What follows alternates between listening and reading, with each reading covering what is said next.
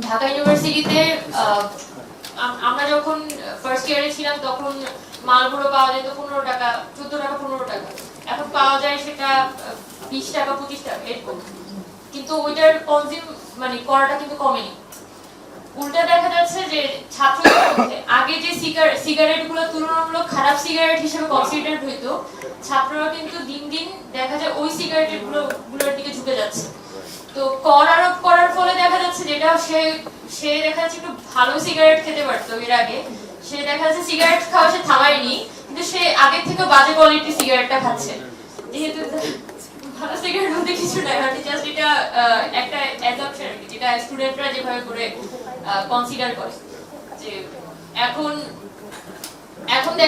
জিনিসটা হচ্ছে একটি স্টুডেন্টের কাছে তখন এটা খুবই অ্যাজ এ স্টুডেন্ট আমার কাছে মনে হয় তাহলে এটা তো খুব বেশি ফল আসলে দিচ্ছে না। কারণ আমি দেখতে পাচ্ছি যে আমার যে বন্ধু তার কিন্তু শরীরের ক্ষতি আগে থেকেও আরো কি বলা যায় অপরিশোধিত তামাক খাওয়ার কারণে তার আরো ক্ষতি বেশি হচ্ছে। তো সিগারেটের শুধুমাত্র কর আরোপ করাটা আদৌ আমাদের জনস্বাস্থ্যগত সমস্যাটা সমাধান করতে পারবে কিনা, এটা অবশ্যই একটা ডিবেটেবল ইস্যু। যদিও এটা সত্যি কথা যে সিগারেটে কর আরোপ করার কারণে আমাদের রাজস্ব আয়ের একটা বড় অংশই আসে, এবং তামাক কোম্পানি যেগুলো আছে তারা যখন সরকারের সাথে লবিং করে তখন কিন্তু তাদের এই লবিং এর একটা বড় গ্রাউন্ডই থাকে এই করের বিষয়টা, যে যদি এখানে সরকার যদি কনজাম্পশনটা কমিয়ে দেওয়ার দিকে হাঁটে তাহলে তো সিগারেট থেকে যে করটা আসছে সেটা আস্তে আস্তে কমে যাবে। তো এখানে আমার খুব বেশি কিছু বলার নেই, শুধু আমার অ্যাজ এ স্টুডেন্ট কিছু ইনসাইট হতে দেওয়ার ছিল যে আমি যখন আমার ফ্রেন্ডদেরকে দেখছি যে আসলে কর আরোপ করার ফলে সে ঠিকই 10 টাকায় অন্য কোনো সিগারেট খাচ্ছে, যে সিগারেটটা হয়তো আগে 5 টাকায় পাওয়া যেত, কর আরোপ করার কারণে দাম বেড়ে বেড়ে ওইটা 10 টাকা হয়েছে, এবং ওইটা আরো বেশি আনফিল্টার্ড এবং ওই সিগারেটটার কোয়ালিটি আরো খারাপ। সো তখন আমার মনে হয় যে এই কর আরোপ করার ফলে তার তো কনজাম্পশনটা কমে নাই। তো নিশ্চয়ই এখানে আরো অনেক পদ্ধতি আছে, যেটা লাস্ট যখন তামাক নিয়ন্ত্রণ আইন নিয়ে কথা হচ্ছিল তখন কিন্তু সিগারেটের কনজাম্পশন কমানোর ব্যাপারে কথা হয়েছিল মূলত, এবং অনেকগুলো পদ্ধতি নিয়ে আমাদের কথা হচ্ছিল, যে প্যাকেট সিগারেট বিক্রি করা, ক্যাম্পাস এরিয়াগুলোর আশপাশে যাতে হচ্ছে সিগারেট বিক্রি করতে না পারে এই ধরনের ব্যবস্থাপনা রাখা, তারপর দেখা যাচ্ছে আর আমার সবকিছু মনে নেই, বাট ওখানে 5-6টার মতো পয়েন্ট ছিল যেগুলো আমাদের কাছে মনে হয়েছিল খুব ফিজিবল, বাট এখনো পর্যন্ত আমরা সরকারের পক্ষ থেকে তো ওই ধরনের কোনো কার্যকারিতা দেখিনি। তো আমরা শুধু একটা আবার তামাক কোম্পানির যে লবিং গুলা এটাও আসলে এত কি বলা যায় এত জটিল করে ফেলে পুরো পরিস্থিতিটা। দেখা যায় সরকার একই সাথে তারা তামাক বিরোধী ক্যাম্পেইন থাকে সেটাকেও এন্ডোর্স করে, আবার তামাকের এন্ডোর্সমেন্টও করে, একই সাথে তারা সবকিছুর এন্ডোর্সমেন্ট করে, যার ফলে দেখা যায় যে যারা অ্যাকচুয়ালি তামাক নিয়ে কাজ করতে চায় তাদের কাজটাকে তারা এই তামাক কোম্পানিগুলো আরো জটিল করে ফেলে।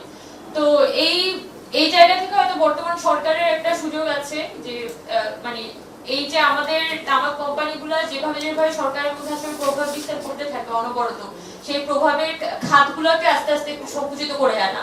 তো তার ফলে হয়তো আমরা শুধুমাত্র কর আরোপ না করে এখানে কর আরোপের বাইরেও অন্যান্য পদ্ধতি অবলম্বন করে আমরা তামাকের ব্যবহারটা কমানোর কথা ভাবতে পারি।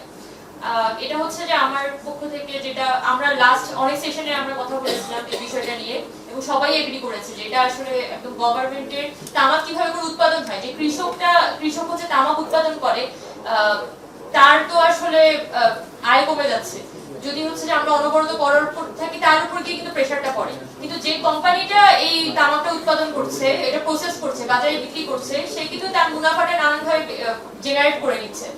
তো ওই যে একদম তামাক উৎপাদন থেকে শুরু করে আমার ক্রেতার পকেট পর্যন্ত আসা পর্যন্ত প্রত্যেক জায়গায় যদি রেগুলেশনটা না থাকে তাহলে কিন্তু আসলে এখানে তামাকের উৎপাদন এবং এটার ভেজাল তামাক উৎপাদনের আসলে সোর্সগুলো আমরা বন্ধ করতে পারবো না। এবং এখানে যেটা দাবিন ভাই একটু আগে দেখিয়েছেন যে জনস্বাস্থ্যের আমাদের সরকারের যে খরচ সেটা 75% বেড়ে যায় শুধুমাত্র তামাক নিয়ন্ত্রণ করতে না পারার কারণে।